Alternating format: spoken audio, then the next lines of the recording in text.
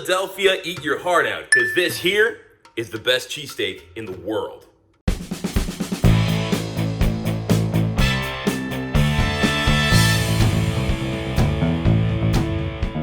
Quick question for you. You want to see something really beautiful? This right here, this is a beautiful piece of meat. And you know why? It's not just because it's a ribeye, and I love ribeye. It's also because this is, an 82-day dry-aged ribeye. Yeah, that's a really long time, guys. I've been waiting a long time, longer than I meant to cut into this piece of beef here. But now the day is here, and I'm gonna do a couple different things with it. One, I'm gonna cut, of course, a couple steaks, and two, I might sound crazy, but I'm gonna make some cheesesteaks. So that started out as a rather large 3-rib ribeye, but after dry aging and cutting it in half, because half of it is getting turned into regular steaks, this is what I'm left with, okay? It doesn't look like very much. In fact, it's about the size of 2 very small ribeye steaks. So I'm gonna pop this in the freezer for a few minutes to get a little bit icy before I shave it with my deli slicer. Back to this spot right here. This is my deli slicer. It's not enormous, but it'll get the job done, and it's definitely perfect size for the steaks I'm gonna be slicing right now, while the shaving of the ribeyes. I guess it's really just one ribeye I'm shaving. Regardless, it's perfect for it. I'm gonna set it on the thinnest setting I possibly can so I can get some really thin shaved steak for these amazing cheesesteaks I'm about to have. All right, here we go. We go ahead and take our ribeye, set it right on down, and we get our safeguard right here because we do not want to cut any fingers off. But here we go. On. Make sure you keep your hands away from all that. We're gonna get a good grip here, push in a little bit with the steak, and then slide it right across, nice and easy. And taking a look back here, let's turn it off.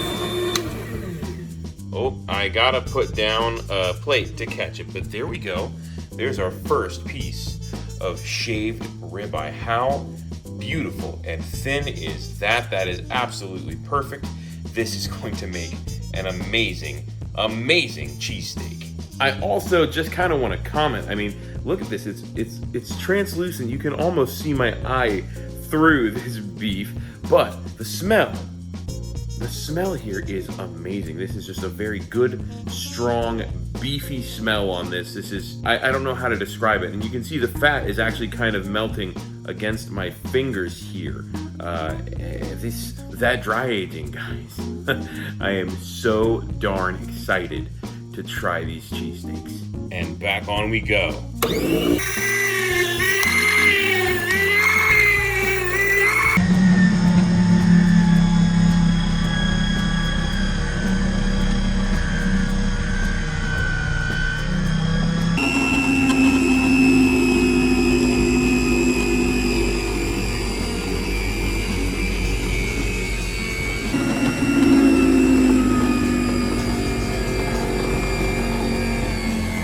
Alright guys, I've got my pile of beef here. It's all super thinly sliced. Look at all of that. It is absolutely gorgeous.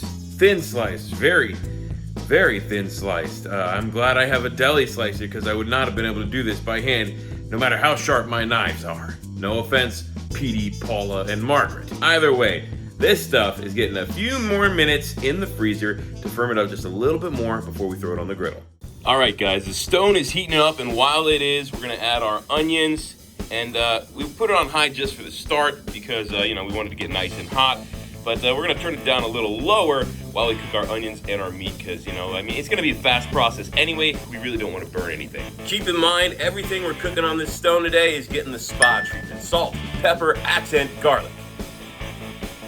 The G is silent. So a nice little sprinkling over top of our onions. We'll give them a toss in just a minute. Before we do that, we're dealing with the roll. Normally you'd want a good hoagie roll or something. I've got a sourdough crusted with cheddar, which I know is not ideal. It's not the most pliable roll. In fact, look, it doesn't even stay together so well, but it's gonna be freaking delicious and it's gonna hold a lot of meat real well. Like I said, we're gonna give these onions a little bit of a mixy mix, scoopy scoop, toss them around just a little bit, get all those flavors right on in there. But we're gonna keep them on the left side here. This is where we're gonna put our higher heat. On the right is gonna be the lower heat, just to keep things warm.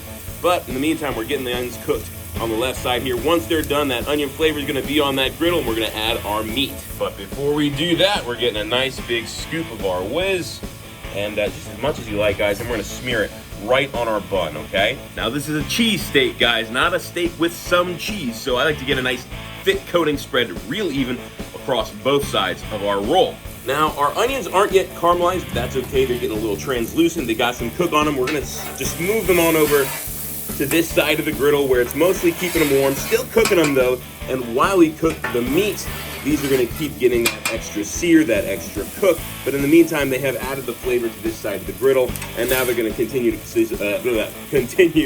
season and flavor this side of the griddle while we get our meat going. Once the meat's pretty much fully cooked, we're then gonna toss all the meat and the onions together into a wonderful, delicious mass. Now, as you can see, I've got a fair amount of meat here, guys, and I'm gonna use all of it, okay? And this is gonna be a really big, really expensive cheesesteak because this is, remember, 82-day dry-aged ribeye. Goodness gracious, and it's a lot of it. So we're gonna lay it down a slice at a time. I could just lay all of it down and then chop it up and stuff, but no.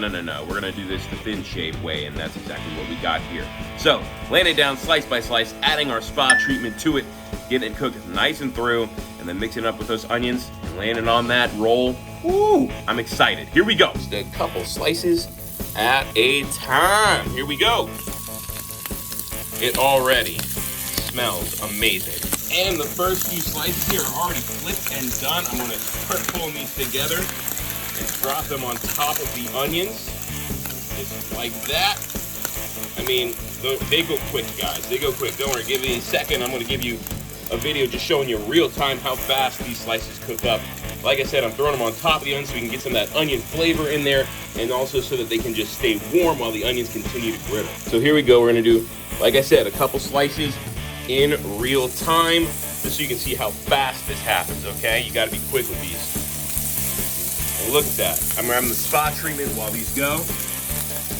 Sprinkle some on top. Look at that, cooking through. And keep in mind, I do not have this griddle on full power. I have it turned down a bit. So look at it, they're cooking through. You see that color turning? Go ahead and give this flip here, and look at that beautiful coloration there.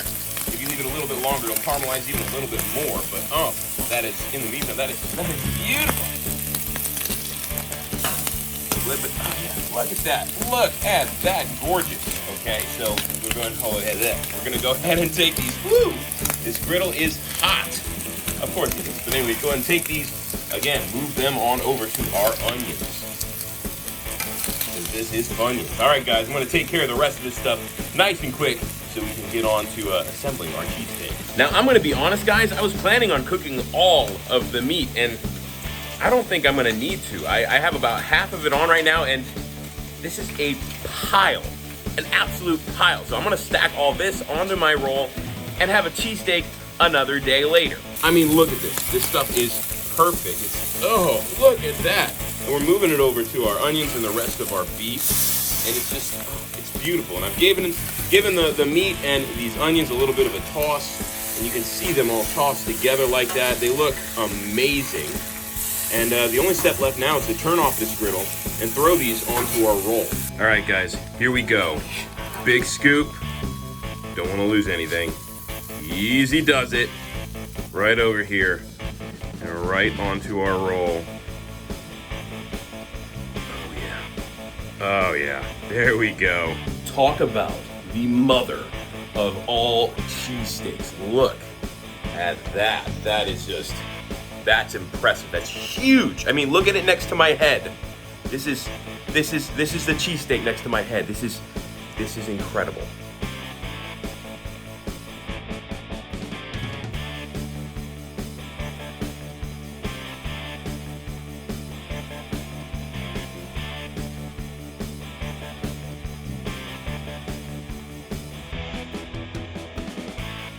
And I know I shouldn't be doing this. I should leave all the meat for the sandwich, but I have to, guys. I have to. I've got a piece of the ribeye here with a few onions on it.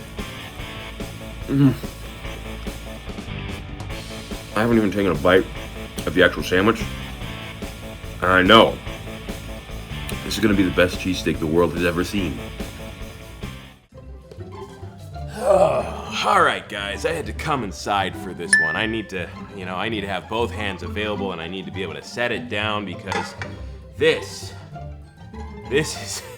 is a monster sandwich. This is a cheesesteak. Look at this. This, in true cheesesteak fashion, it does not have any peppers or mushrooms. It's just meat, eggs, cheese on bread. And boy, is this piled high. And you know what? I don't think I should talk anymore. I think I should just get down to business. Here goes nothing.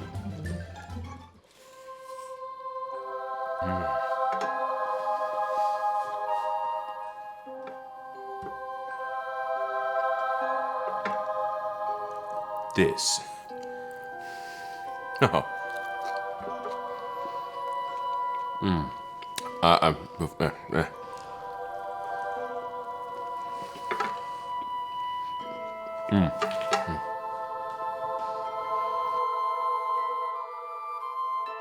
The king of steaks. The one thing I would change on this sandwich is the same thing most people would. It's the roll. You need a good soft roll, which I wasn't able to find when I went shopping. Go figure, they didn't have any hoagie rolls or anything like that. They just had this big cheddar sourdough. And don't get me wrong, it's delicious, but the one problem it has is that it's too dense. Too dense for a sandwich like this, but boy is the flavor on point. Even though it's got that one minor issue, this is still the best cheesesteak I have ever had. And guys, I have had them all over Philadelphia. Steve's may be the prince, Ishkabibbles may be the king, but this is the emperor of cheesesteaks. The galactic ruler of cheesesteaks. Just look how massive this is, and look once more at all the ingredients inside. Look at that. Look at that. Will I do this again with this 80-day dry-aged beef? I don't know if I'll age it that long again, but I can tell you I'll definitely do it with dry-aged ribeye again sometime in the future. You just cannot beat this. I'm a mess, but when I'm done with this, I'm gonna look clean. You know why? Because there's one reason, 2, 3, 4, 5, and I got 5 more. That's about all I got to say here, guys. I've never had cheesesteak meat this good, and if I don't stop this, I'm gonna eat all the meat off the sandwich before it's done. We got everything we need here. The only thing I can think that might be able to make this better, 1, that roll, and 2, I don't know, Japanese A5 Wagyu?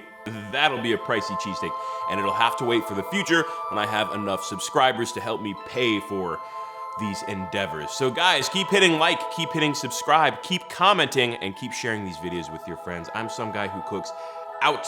I'm gonna enjoy the rest of this sandwich, so, have a good one. And just as a final aside, guys,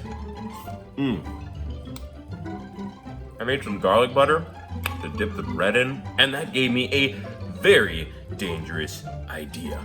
You want to find out what it is? Keep watching Some Guy Who Cooks right here on YouTube, and you'll get to witness an all-new type of cheesesteak.